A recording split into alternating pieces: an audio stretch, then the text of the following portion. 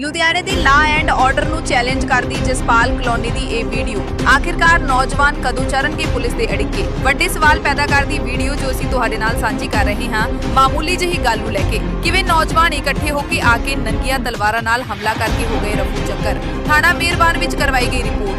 Police ਵੱਲੋਂ ਬੇਸ਼ੱਕ ਕਾਰਵਾਈ ਦਾ ਪੂਰਾ ਭਰੋਸਾ ਦਿਵਾਇਆ ਗਿਆ, ਪਰ ਵੱਡੇ ਸਵਾਲ ਜ਼ਰੂਰ ਪੈਦਾ ਹੋ ਰਹੇ ਨੇ।